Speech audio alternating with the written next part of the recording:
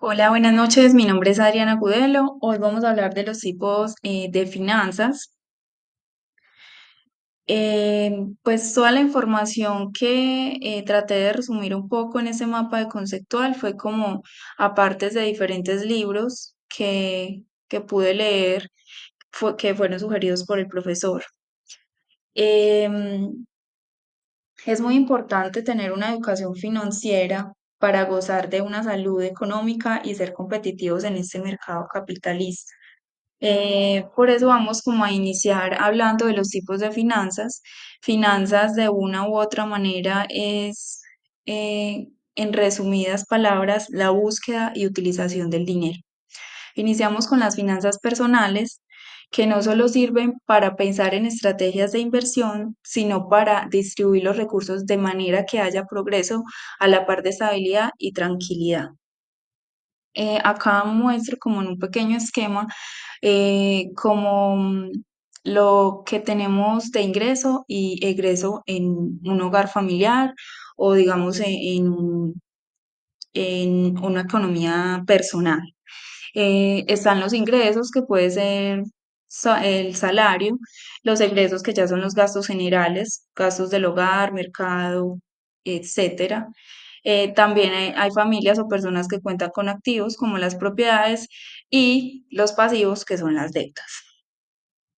Acá hago como un versus de que lo ideal sería gastar menos de lo que se tiene. Entonces, ¿cuánto tienes versus cuánto puedes gastar? Para lograr tener un ahorro es necesario que los ingresos sean mayores a los gastos y que los activos sean mayores a los pasivos, por lo cual se logrará tener un equilibrio en las finanzas personales. Continuamos con las finanzas corporativas o empresariales. Eh, pues normalmente la economía de una empresa, si lo montamos en un esquema básico, está en el yo trabajo, o sea, yo presto un servicio por el cual me van a dar un dinero o un bono. Ese sería como un esquema básico, pero eso tiene algo, o sea, las finanzas corporativas van más allá de ese esquema. Estas buscan el dinero necesario al menor costo o con las mejores condiciones posibles, por lo cual el dinero a una compañía puede llegar em, por inversiones o la operación que se está prestando a terceros, pues mediante la contratación de personas. Em, pero también hay intermediarios financieros, em, hay mercados financieros y hay préstamos del exterior que pueden inyectar dinero a las compañías X, lo cual puede lograr que la compañía o la empresa pueda lograr tener un ahorro, por lo tanto puede traducirse a un crecimiento. Se dice que los bancos captan los ahorros de las familias y eso se toma como una tasa pasiva y el préstamo de dinero a empresas es como una tasa activa. Cuando hablamos de los bancos, estamos hablando de intermediarios financieros. Y estos también manejan acciones y bonos para obtener ganancias. Posterior a esto, también están en el mercado, o también hablamos de las finanzas bursátiles, que pues realmente son las que no tenía, no las tenía tanto en el radar, y habla de que los mercados de valores están ligados a dos factores fundamentales, que en este caso sería el ahorro y la inversión. La inversión habla de la actividad productiva y en este mercado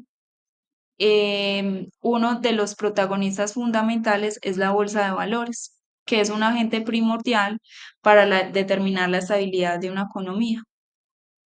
A partir de eso, nos menciona que el objetivo es transferir el ahorro hacia distintos proyectos de inversión. es decir, que funciona como una fuente de financiación de sociedades y proyectos financieros. Em, en el ahorro, los participantes se les llama ofertantes y en la inversión se les llama inversores. Además, también por acá hablamos de las acciones, que es algo muy importante en esta parte de las finanzas, que se refiere a títulos o valores que representan una parte de la titularidad de una empresa. Y en aparte de las finanzas, se habla mucho de este tema. Por último, vamos a hablar de las finanzas públicas, que estudian la forma del estado financiero y cómo invierte los recursos que recibe, es decir, los ingresos y los gastos públicos. Entonces, para que haya un equilibrio en las finanzas públicas, se tiene por un lado que hay gastos y endeudamientos públicos, pero por otro lado está el cobro de impuestos y demás recaudos. Entonces, que haya un equilibrio en esta balanza. Por otro lado, un aliado fundamental para las finanzas públicas es la política fiscal. Esta es la que ayuda o es la que está en manejo de las decisiones del Estado sobre el tema de los impuestos, los subsidios, los gastos públicos, el ahorro gubernamental y gubernamental, y la deuda pública. Entonces, como resumen, pues hablamos de que finanzas es tener un ahorro o tener un dinero que se logre invertir para lograr un resultado. De esa manera, acá se logra tener como, digamos, un círculo vicioso si se logra ese objetivo. Realmente para mí el tema más importante o el que deberíamos darle prioridad es a las finanzas personales. Con el manejo de las finanzas personales, o sea, trabajando desde la casa, se puede reflejar en el trabajo en la sociedad. Pero hay un tema que me apasiona y sobre el cual me gustaría conocer un poco más, es sobre las finanzas bursátiles. Es todo un mundo de información. Entonces, sobre eso me gustaría como ahondar más. Y por último, y como conclusión, quiero decir que el desconocimiento financiero nos afecta no solo a a las finanzas personales, sino las de la sociedad. Por eso la importancia de educarnos, de saber del manejo de la economía en nuestro país. Este no es es un tema que solo compete a los profesionales en el área, sino a quienes hacemos parte de una sociedad. Eso es todo. Feliz noche.